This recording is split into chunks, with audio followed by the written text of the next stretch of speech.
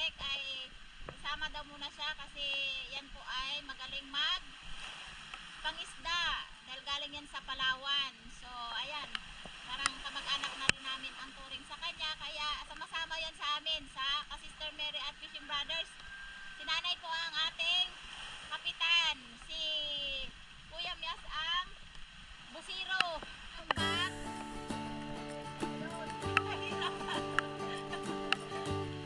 yan ang aming pangka dito sa Bangkang Tagwan, ang aming gamit. Ayan mga ka-sisters, yung lambat na single ang gamit natin. Yan.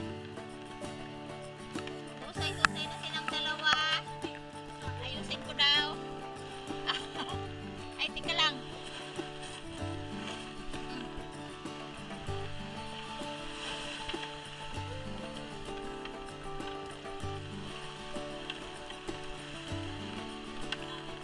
Ay.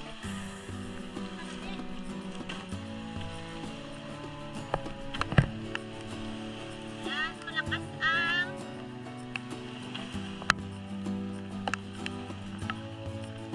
malakas ang dagat na maulan dahil may bagyo tayo ngayon na si Buryong. Matagal umalis. Nasasawa na rin ay. Oh. Oh, ayos daw ako. Hmm.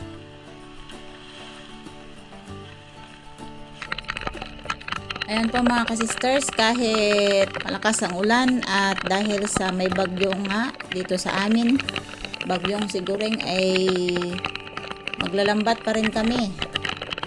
Ayan, kung mapapansin nyo po, napakalakas ang ulan at malabo yung dagat. Ayan, hinahanap ko pa kung saan kami maghuhulog. At dito na nga tayo maghuhulog mga kasisters, sa malapit sa pulo. Bale, ang pulo na yan na kung makikita ninyo ay, ang tawag sa amin ay bangkaso. Ayan, at po ay nakasuot ng sombrero ng pang construction dahil yung ulan mga kasisters kapag tumama sa ulo ay napakasakit. Kaya mas maganda may sombrero tayo. So ayan, kailangan natin kalampugin o ang tawag sa amin ay timbugan para yung isda ay pumunta sa dagat. Ay, mali pala, pumunta sa lambat yung isda. Ayan, napakalakas talaga yan mga kasisters, kaya hindi natin masyado maririnig sa ating camera dahil yung camera natin ay nakasealed. So ayan na nga, sa unang hulog ay ito na nga, babatakin na namin yung lambat. At ayan, medyo malalim yung aming hinulugan at medyo mahina ang nakuha namin na isda at kaunti.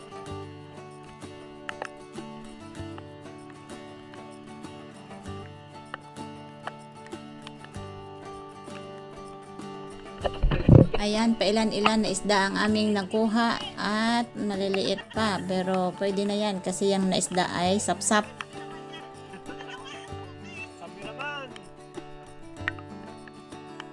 Ayan, pagkahupa ng ulan mga kasisters ay napansin ko na habang kinukuha namin yung lambat ay napakalakas yung agos or sulog ang tawag sa amin. Bali, habang binabatak ko yung lambat ay nag-ikot-ikot na siya sa ilalim, so kinuha ko siyang mag-isa at kailangan naming bilisan ang pagkuha dahil lumalakas na naman. At ito na nga, nagsampa kami dito sa pulo dito sa bangkaso para makuha lang yung isda dahil isang hulog pa lang namin ito mga kasisters at plano namin ay maghuhulog pa uli kami pagkatapos na makuha namin yung isda sa lambat.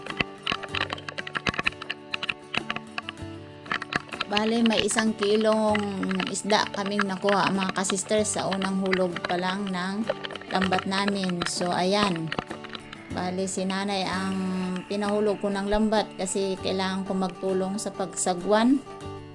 Mabuting alang mga kasisters ay may kasama kaming lalaki na yan ay foreman ng bahay na Milenric.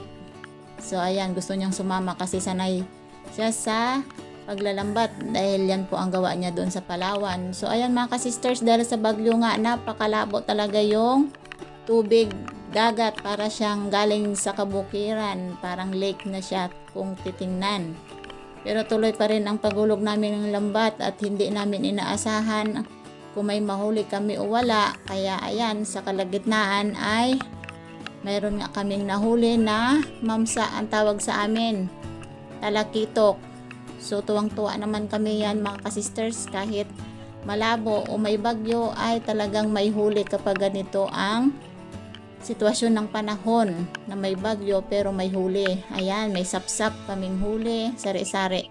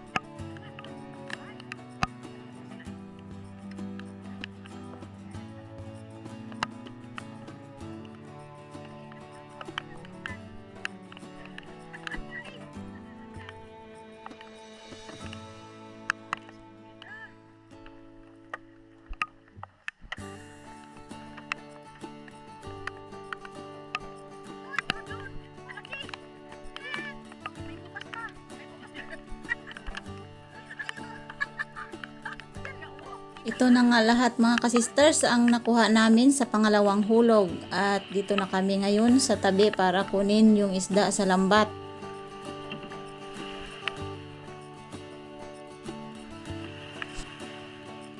Ayan mga ka-sisters, habang kinukuha namin yung isda sa lambat ay ito na nga ang nakukuha namin, mamsa.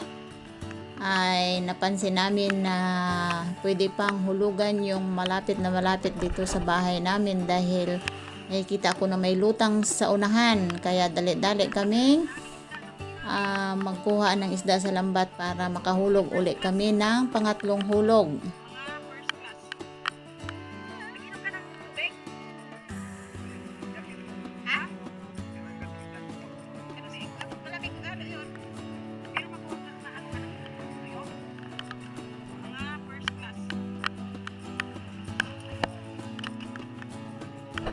Ito na yung nakuha namin lahat sa pangalawang hulog mga ka-sisters. Puro first class na isda. At ito na nga, yung pangatlong hulog namin at dali-dali kaming ihulog ito dahil kailangan namin maabutan yung lumulutang na isda para makuha namin.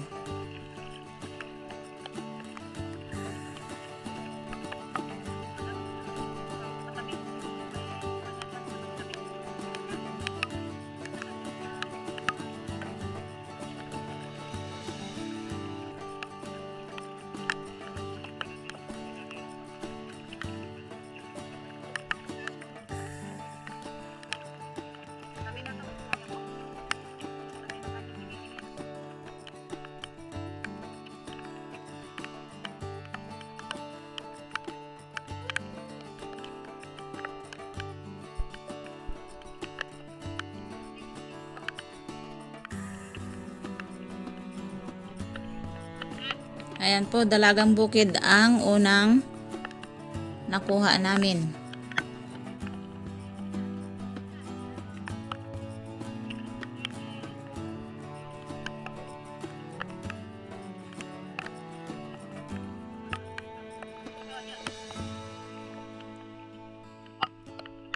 Ayan, ang tawag ng isda na yan sa amin mga kasisters ay surip. Yan pala yung lumulutang kanina. At ito na nga, sunod-sunod na ang kuha ng isdang surip, yung mahaba na isda. Ayan na, sunod-sunod na siya.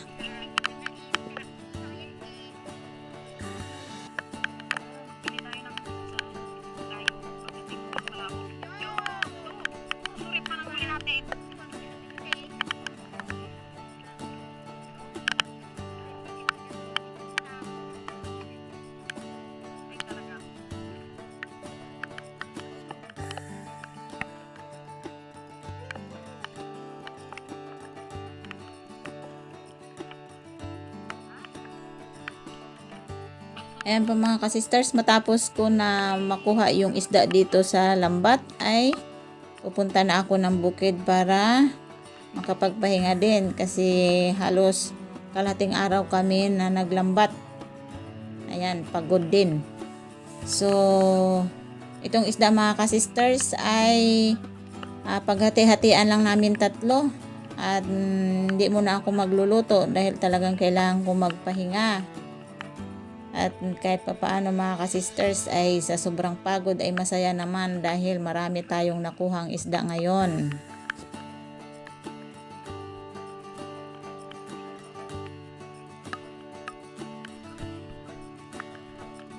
Ito na nga pala mga kasisters ang nakuha namin sa pangatlong hulog. Ayan yung mahabang isda. Ang tawag sa iba niyan ay green ice daw, pero sa amin ang tawag ay surip. Napakasarap yan mga kasisters na inihaw. Kahit may kaliskis yan ay talagang malasang malasa. Ayan, pinag-ipon-ipon ko na lahat nung nakuha namin. At talagang buhay na buhay pa yung isda. Gustong lumabas pa sa aplanggana. At gusto yatang bumalik sa dagat. Pero kailangan siya nating iulam mga kasisters. At ito na nga mga kasisters, si nanay ay kukuha na ng kanyang kaparte.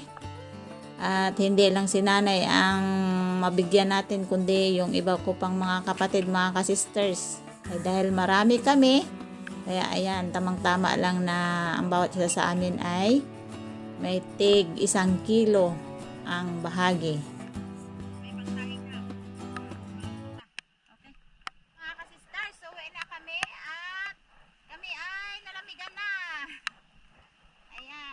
Ayan lahat ang aming nakuha at si nanay ay nakakuha na ng kanyang parte.